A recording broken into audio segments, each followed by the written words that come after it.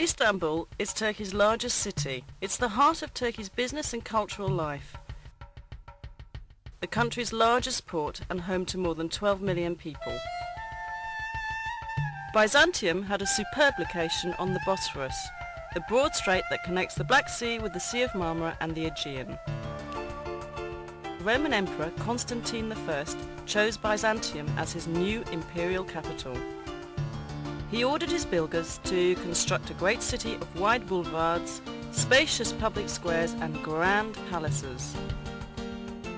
It was designated as the New Rome in 330 AD and named after him, Constantinople. 2 centuries later, in 537 AD, Emperor Justinian the Great inaugurated his greatest building project, the Church of the Holy Wisdom, or Hagia Sophia. Set on a hill overlooking the Bosphorus, right where the pagan temple of Byzantium once stood, the great church was the largest and most magnificent building in the entire world at the time. The Byzantine Church of the Holy Saviour of Ankara, built in the 11th century, is very different. A small, beautifully decorated church that was built as the centre of a monastic complex.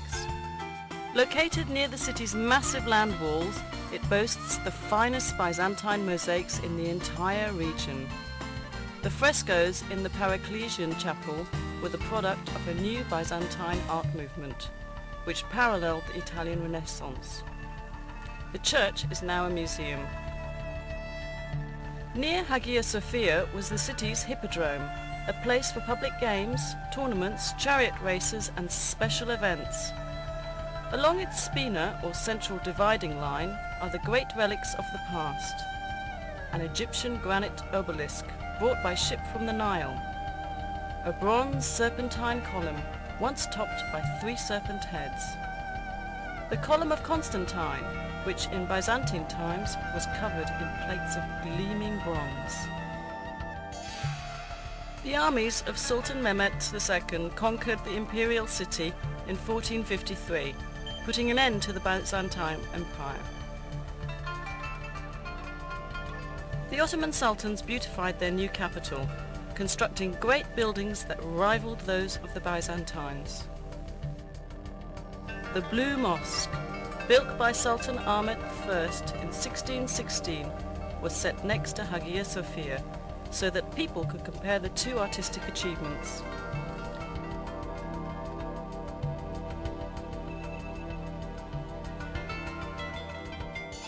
The Sultan endowed his great imperial mosque with many other buildings to serve the people.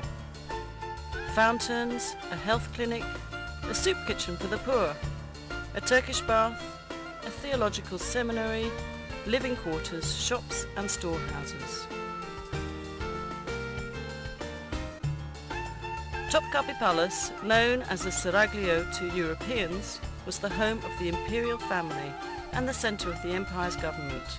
Constructed between 1465 and 1478, it was expanded and modified dozens of times over the next 4 centuries. It is a beautiful, livable place of gardens, pavilions and sumptuous royal chambers. Many of them are decorated with priceless Turkish tiles. The most popular section of Topkapi is the Imperial Harem, legendary for its luxury, romance and intrigue. Mozart wrote his famous opera, The Abduction from the Seraglio, about it, and many other artists have let their imaginations fly with visions of what went on there. Located on major trade routes, Istanbul has always been an important commercial city. The Grand Bazaar, with its 4,000 shops, is among the world's most fascinating markets. It's truly a small city in itself.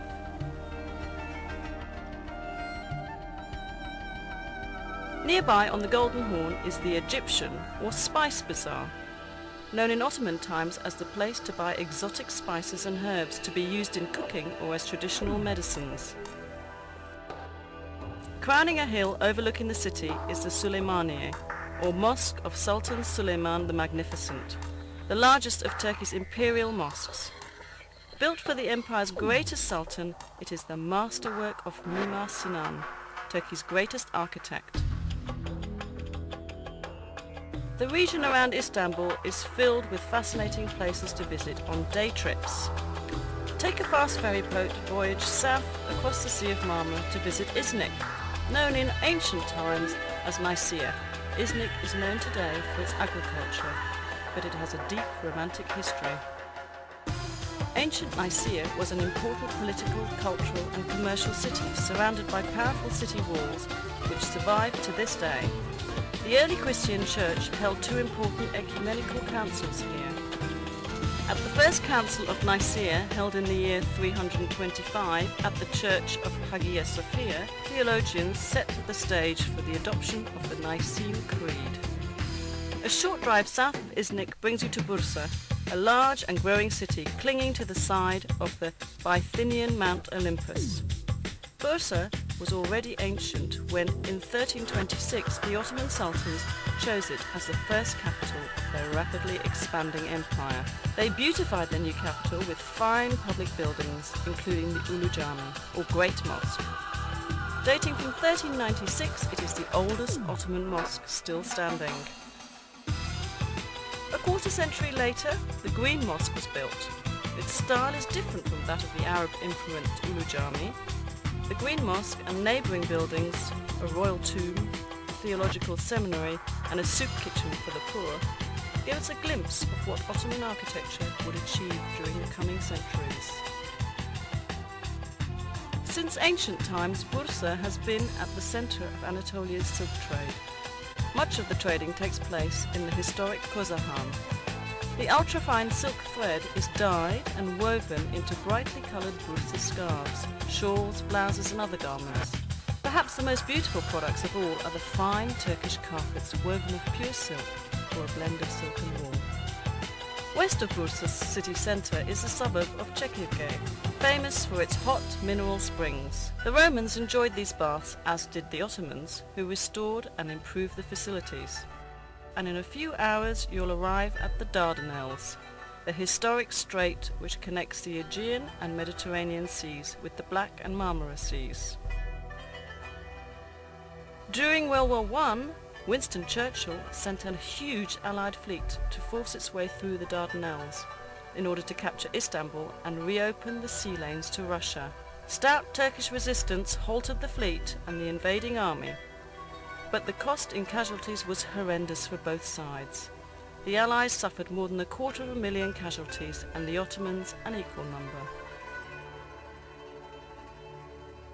Overlooking the southern mouth of the Dardanelles stands ancient Troy. There has been a settlement here since the Bronze Age.